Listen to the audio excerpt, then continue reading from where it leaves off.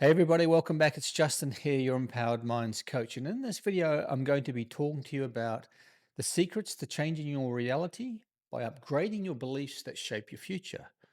Okay, so today I'm going to give you three powerful strategies that have helped me personally change my life. And I know can radically change yours as well. The first point I want to cover is the futility of proving your worth. The second point is the architect's mandate, in other words, owning the shadow.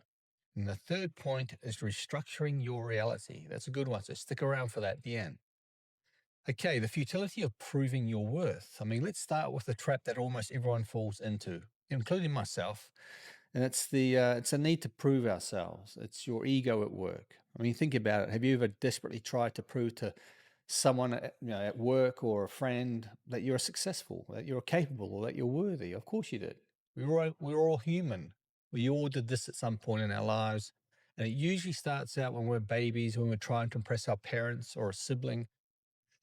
Perhaps you chased extraordinary achievements in your career as well, the kind that makes everyone else go, wow, they did pretty well. I mean, you succeeded externally, achieving mountains of external proof. But did you truthfully feel happy or good on the inside? Did you feel good about it? Or were you trying to prove to something or to someone else?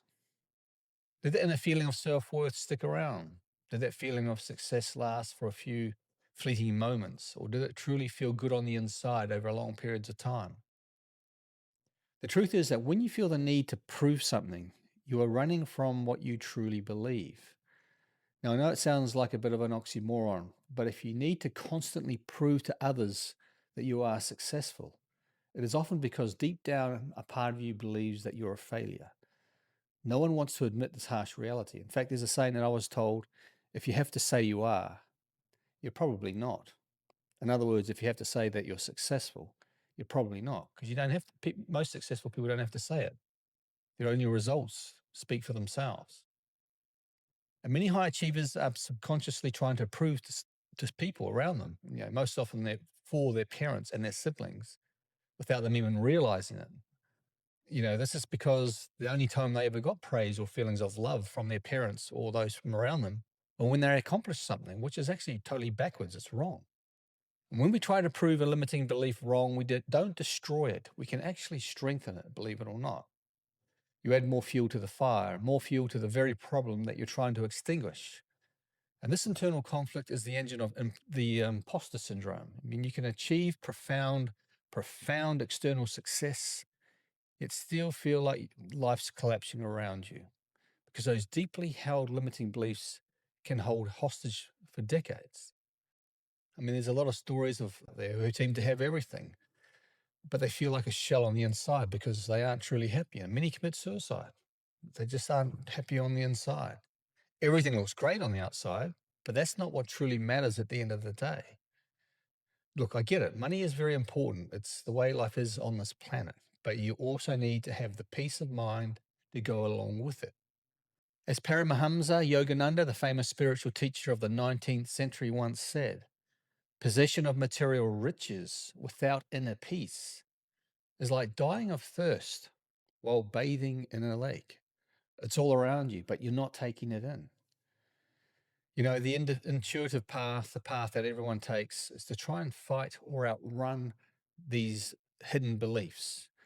But denial is an empty promise. It will not protect you. You cannot fix a problem you are pretending doesn't exist. And this is where millions stay stuck. They are unconsciously living under the influence of beliefs they are completely unaware of.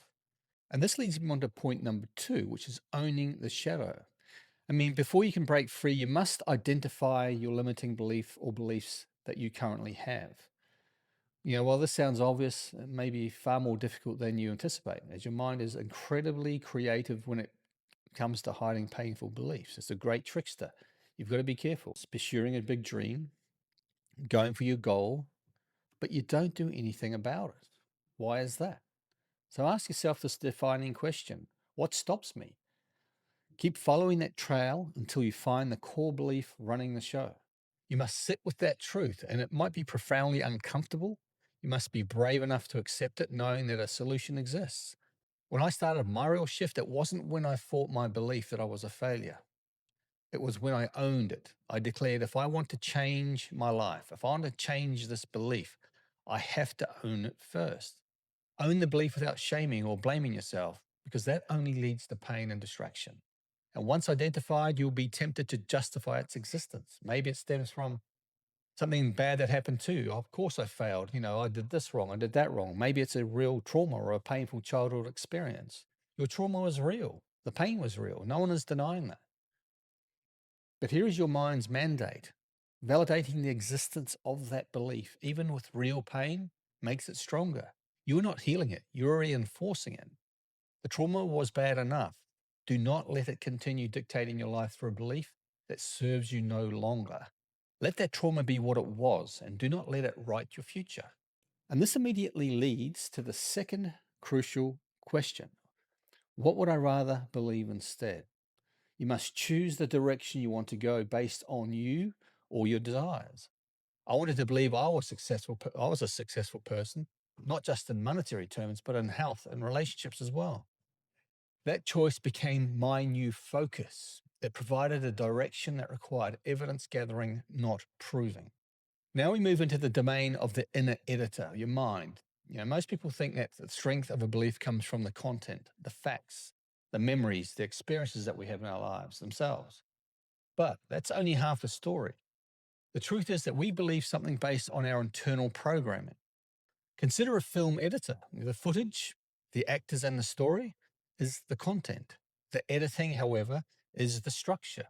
The editor can take the same footage and structure and make it feel like a comedy, or restructure it completely and make it sound like a horror movie.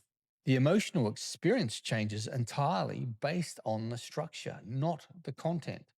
So your mind is constantly editing your experiences based on your past perceptions and the beliefs programmed in your mind. Your beliefs were built from repeated examples, often established early on in life. For example, when I had the belief that I was a failure, I had perhaps hundreds of examples of why that was so. Things I didn't accomplish, things I didn't do, things that were organized in my mind that made me feel like crap. And these are undeniable in my mind. So the events of your life don't need to change. You don't need to wait for new perfect experiences to prove your new belief. You already possess a wealth of experiences that support the success you desire. All that is required is you restructuring how you represent those events internally. And this is a transformative action. Identify the specific structure, the old limiting beliefs that we used. And this involves recognizing the unique organization of those old beliefs or those old examples. So, where do they mentally appear? Are they vivid or vague? And how are they presented? One at a time or all at once, like a collage? This structural organization is what gives a belief its emotional weight. And once you understand that organizational patterns, we can flip it. You become the inner editor or creator of your mind. You take control. So start gathering examples, even the smallest ones of times you succeeded. This includes learning basic skills like tying your shoes, graduating, surviving a challenge, and starting a particular sport, and following through even when you felt like quitting. So don't ignore the small wins because they all count. Your brain doesn't need epic proof, it needs consistent structure, consistent examples and reasons why you can succeed. Then take those new examples of success and install them or program them into your mind using the exact same structural elements the old limiting beliefs used to occupy. You can do this a myriad of other ways through affirmation, through visualization, and that's more so in the mind training. Put the new evidence in the same mental space, organized in the same certain way. And suddenly, after persisting in these thoughts and reprogramming your mind, everything in your life begins to shift. And when you begin to shift internally, your external world begins to shift. It's not because you changed your past, it's because you consciously changed how you were thinking or organizing your own thoughts in your own mind. And you are fulfilling your potential by becoming the conscious creator or an internal editor of your mind. So, creating beliefs that serve you without having to suppress memories or fake anything, you are merely taking the blueprint of certainty, your mind already built for failure, and installing the evidence of success into it. You're just replacing it, reprogramming your mind. So, the mind is like a vast library. If all the failure stories are filed meticulously in the truth section, while your successes are scattered haphazardly in the maybe section all over the place, you become confused. The library will always reinforce failure if this is the case. So you must take control of your mind because it is the great trickster. So transformation isn't about burning the library. It's about taking those success stories, maintaining focus on them, and bringing those into your life and filing them into your own mind. If you enjoyed this video, please like and subscribe as it helps me out a ton. If you know someone who would benefit from watching this, please share. Also join my new free school community. It will be going up in price soon. So if you want to be one of the founding members, it's free. Just click on the link below. Thanks for watching. Peace out. See you in the next video.